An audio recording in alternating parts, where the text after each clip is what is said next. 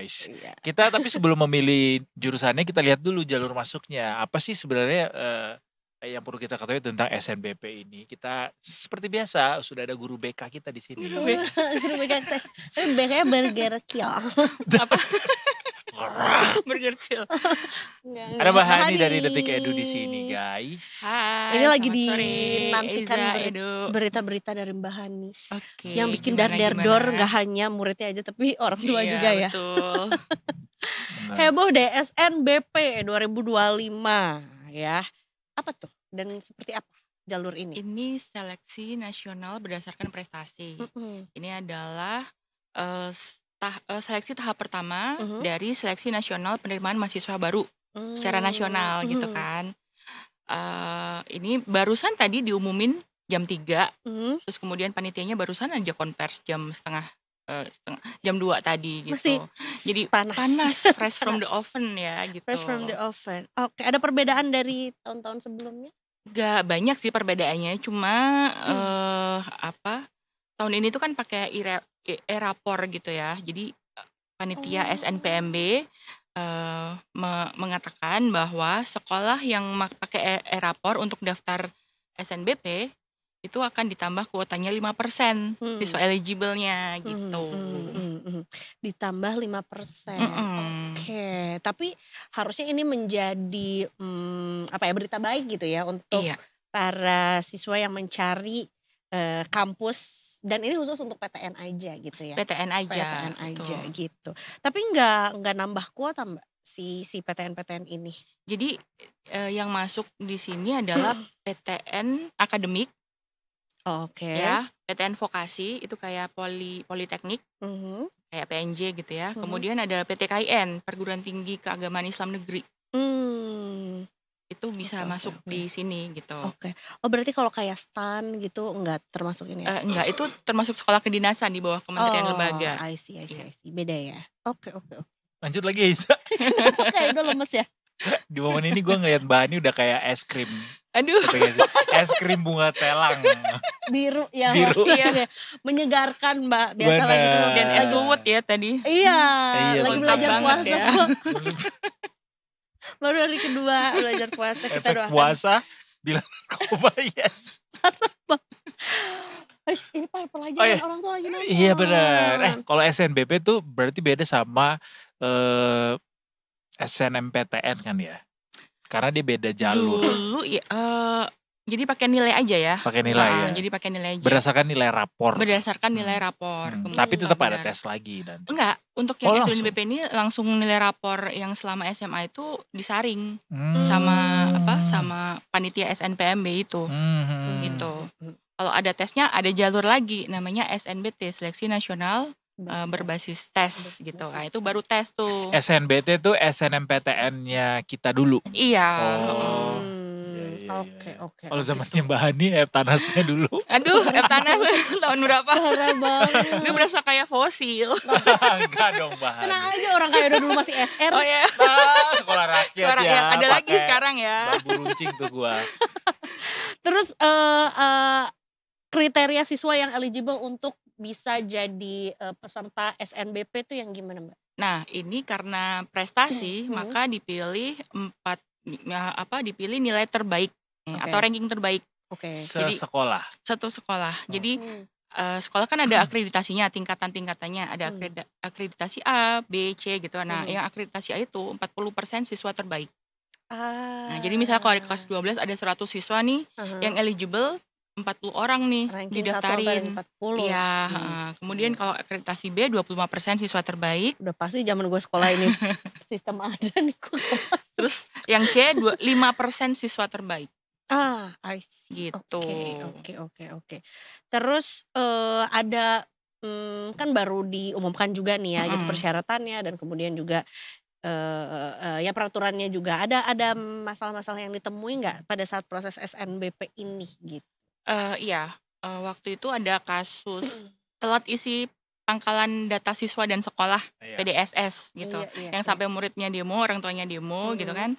Nah itu kalau tidak diisi, kesempatan siswa eligible tadi untuk ikut SNBP hilang gitu. Jadi memang tanggung jawabnya ini tuh semuanya justru ada di sekolah gitu ya? Enggak, jadi pertama untuk ikut SNBP itu ada dua tahap utama yang harus dilalui, yaitu punya akun SNPMB untuk siswa dan sekolah. Ya kan? Itu siswa dan sekolah harus ngisi. Kemudian yang kedua isi PDSS nih, pangkalan data siswa dan sekolah. Nah ini memang agak rumit karena banyak banget komponen dari sekolah yang harus dimasukkan, kayak misalnya penggunaan kurikulumnya, kemudian nilai-nilai siswanya, kemudian menyertakan e-rapor siswanya. Jadi memang agak belibet lah, maksudnya prosesnya panjang gitu. Jadi kemarin tuh nggak banyak sih, sekolah itu cenderung yang kemarin telat itu mepet gitu ngisinya, padahal udah dikasih kesempatan dari 6 sampai 31 Januari.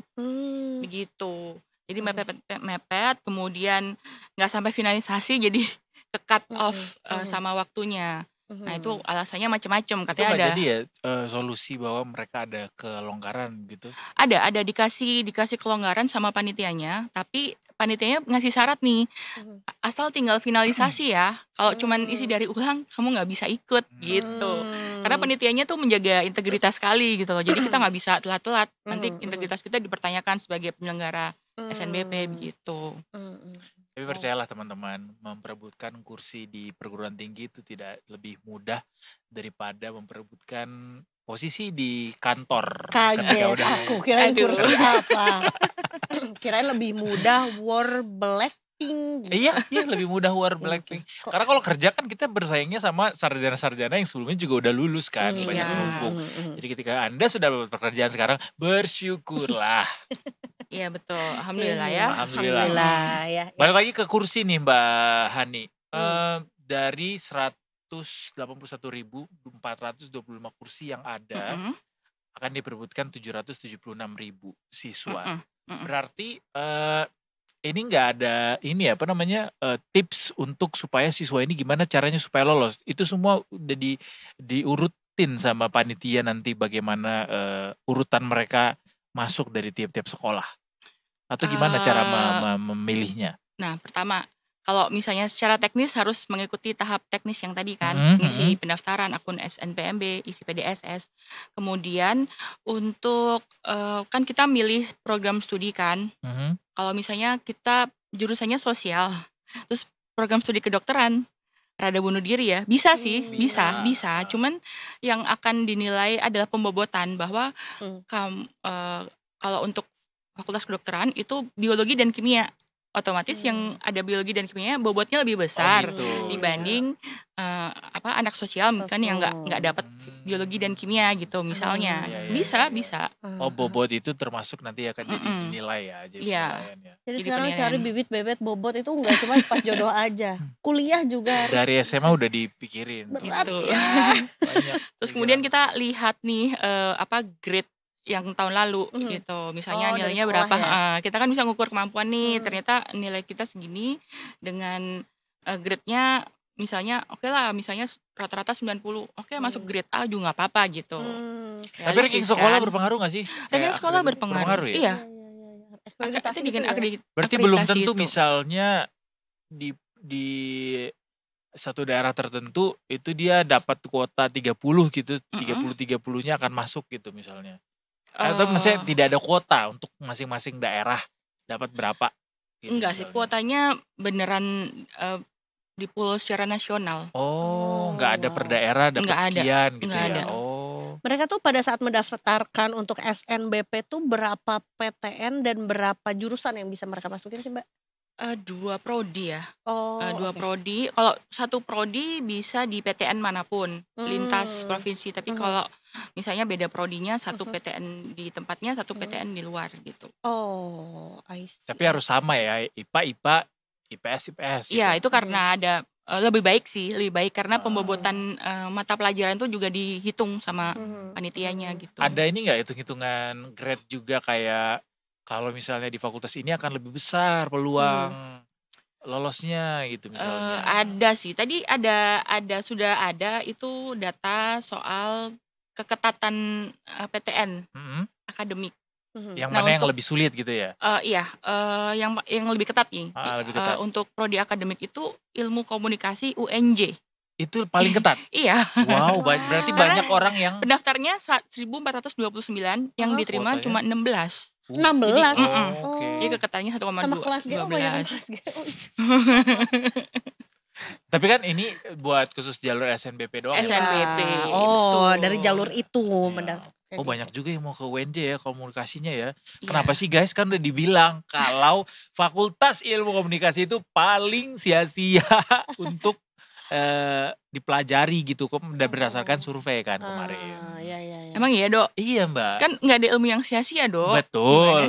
Maksudnya mungkin banyak orang yang setelah menjalani fakultas itu kayaknya gue mending yang ini deh gitu. Walaupun semua tempat itu sama saja sebenarnya mencari ilmu. Karena kamu pekerjaannya dengan kuliahnya tidak linear. Enggak juga. It's about how you optimize it gitu. Enggak bukan karena ada di mana jadi akan lebih terjamin gitu. Ini yang paling banyak lagi Mbak, apa lagi? Untuk yang PTN vokasi itu keperawatan anestesiologi UNS. Anestesi, dokter untuk anestesi. Vokasi itu kayak D3 atau politeknik gitu. Itu anestesiologi UNS. Nah, itu 1279 pendaftarnya, diterimanya cuma 12. Kalau yang di bawah UNJ yang bukan vokasi ada nggak Mbak daftarnya? UNJ yang bukan vokasi? Iya, yang tadi yang setelah komunikasi di bawahnya ada nggak? Bentar, tadi ya, itu ada farmasi. Farmasinya di Universitas Nusa Cendana, NTT. Oh, banyak ya? Iya. Oh, not even ITB ya? Padahal farmasi ITB. Iya, ini kan keketatan ya. Jadi mungkin juga yang daftar di ITB tuh udah jiper duluan. Jadi ya nggak usah daftar gitu. Soalnya banyak orang mau ke NTT biar dekat grade-nya lebih rendah gitu ya dari nilainya mungkin ya. Kayaknya iya sih, orang nyarinya lebih yang dekat bisa ke destinasi wisata juga. Iya, ya mungkin. Nah, even Jogja ya, nggak ada yang milih. Biasanya kan banyak tuh yang milih di Jogja. Jogja nggak ada. Banyak kampus lagi di situ. Betul. Kafe-kafe loh. Oh, Jogja ada di ini nih, prodi terketat PTN vokasi.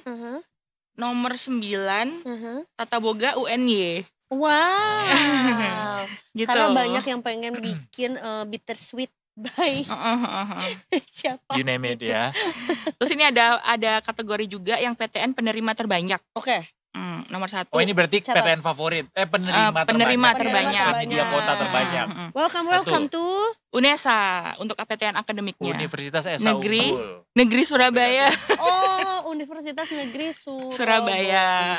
UNESA, bukan UNS ya. Kalau UNS Universitas Negeri Semarang. Betul. Bener ya, Mbak? UNS 11 Maret, Solo.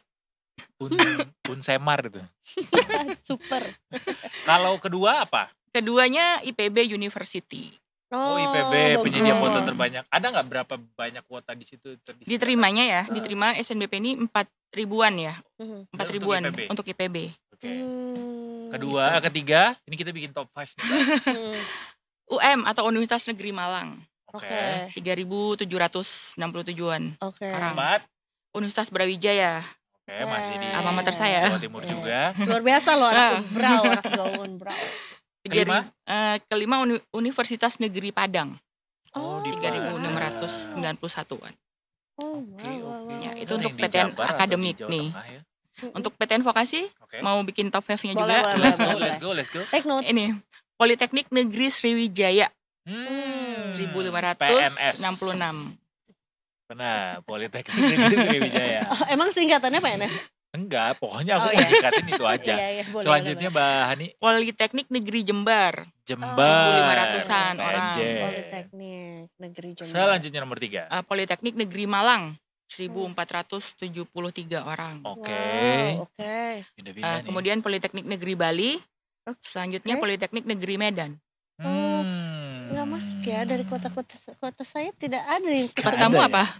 Bandung. Nggak ada. Nggak ada di sini. Nggak masuk top 10. Mbak, kalau top 5 universitas favorit alias yang paling banyak daftarnya ke sana, ada nggak di situ tadi?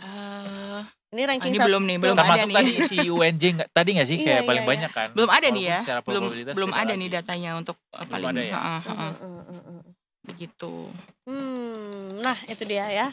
Jadi harus cermat ini karena memang ya perlu diakui juga begitu ya, mau dari generasi ke generasi, mau apapun itu judulnya ya, mau SNPB, mau SNMPTN lah, atau mau apapun itu memang harus ada strateginya gitu. Kalau misalnya mungkin satu secara ranking tinggi sekali gitu ya, carilah yang mungkin cukup realistisnya gitu. Betul. Biar keterima gitu. Atau dulu mungkin Eiza waktu S1 masuknya lewat jalur apa?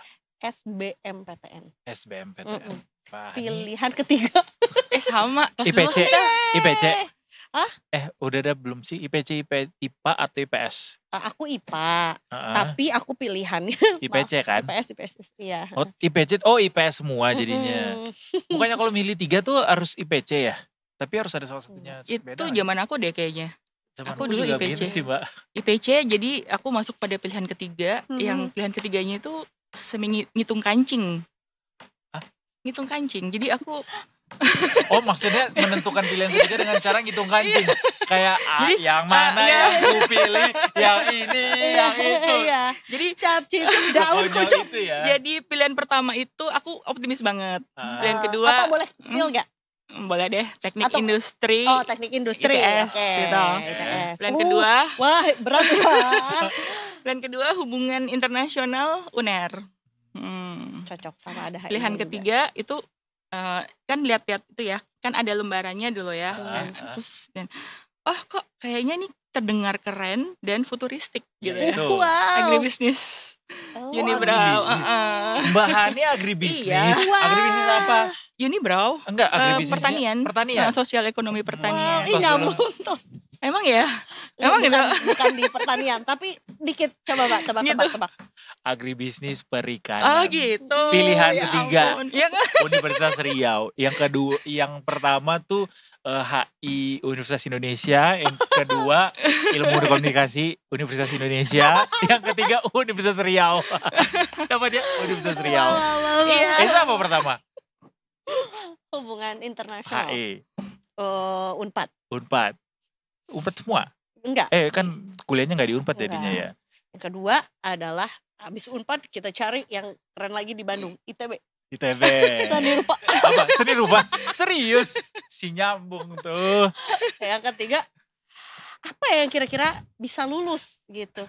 Inti dari kuliah itu yang penting lulusnya. Iya benar. Dan yang ketiga adalah akhirnya nyampe lah di UPI. Dari UPI jadinya. Tapi ya meskipun ujung-ujungnya itu rada-rada ngawur ya. Bukan, tapi ternyata banyak hikmahnya.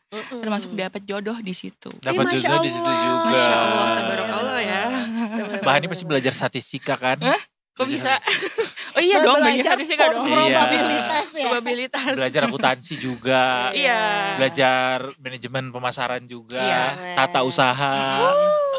Dari hulu ke hilir lah pokoknya. Iya. Harusnya Mbak Hani tuh memanajeri petani. Orang urban farming. Oh iya. Menanam di lantai 9 ya. Betul. Iya benar.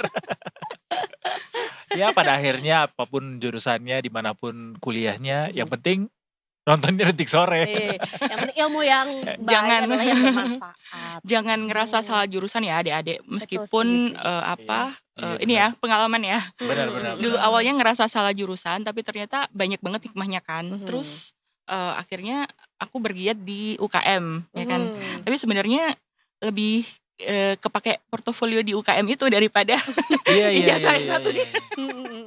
Begitu. Jadi tips dari Mbak Hani adalah berkegiatan yang banyak deh, yang positif gitu loh. Gak cuman kuliah aja, jadi jangan kuliah pulang gitu. Berarti Mbak Hani ini kura-kura, kuliah rapat. Iya. Kalau lo kunang-kunang. Kuliah nangkring. Lah, karena kan udah si paling upi tuh, bener. Iya Neng. Jadi malu. Aduh, sukses lah buat teman-teman semua. Ini pengumuman kapan Mbak SNBP berarti? Ini sudah jam 3. Oh tadi udah, maksudnya pengumuman sudah. SNBP-nya sudah dibuka jam 3. Jadi seharusnya adik-adik juga udah menerima hasilnya sih. Tapi kalau udah nggak lolos gitu misalnya SNBP, bisa kan masuk lagi lewat jalur lain? Oh banyak banget, banyak jalan menuju Roma. Betul. SNBT ya kan. Kemudian ya itu berdasarkan tes. Kemudian ada seleksi mandiri. Masing-masing kampus negeri biasanya punya jalur ini. Iya. Kalau orang kaya tuh biasanya. Enggak juga. Biasanya UKT-nya lebih mahal, tapi memang iya. Kalau UI tuh SIMAK-nya gitu ya. Iya, betul, SIMAK UI. Kalau ya UPI juga ada jalur mandirinya juga. Iya. Kemudian ada SMMPTN Barat, itu jadi PTN-PTN di Jawa, Sumatera itu biasanya gabung bikin tes sendiri gitu, tes masuk. Sendiri gitu, itu wilayah barat. Kemudian ada PTKIN, perguruan tinggi perguruan tinggi keislaman negeri gitu, seperti UIN Jakarta dan sebagainya. Itu juga biasanya mereka bikin seleksi masuk seluruh Indonesia juga. Terus kemudian ada sekolah kedinasan. Kedinasan juga belum ya? Belum buka. Gitu. Akpol udah buka? Udah. Akpol belum deh kayaknya. Kedinasan belum buka semuanya. Akpol tuh masuk ke kedinasan juga. Kedinasan juga atau Unhan. Unhan tuh masuknya. Unhan ini masuknya di bawah pertahanan sih. Iya, di bawah kementerian kan dia. Tapi dia nggak masuk di sistem ini. Nggak masuk di sistemnya SNPM sih. Yang mau jadi pilot? Uang masuknya mahal. Benar. Tapi ada yang punya pemerintah yang di Curug itu. Iya. Tetap mahal, Mbak. Oh, tetap mahal ya? Mahal banget masuk pilot. Bukannya gratis dulu? Enggak lagi. Mungkin kalau gratis pilot drone. Atau beasiswanya ada kali ya, cuma ya sangat few lah gitu. Iya. Ya, tapi ya begitu, kan namanya juga hidup, tenang aja. Hidupmu tidak berakhir kalau kamu nggak diterima SNBP, masih banyak jalan lain. Benar, guys. Ingat.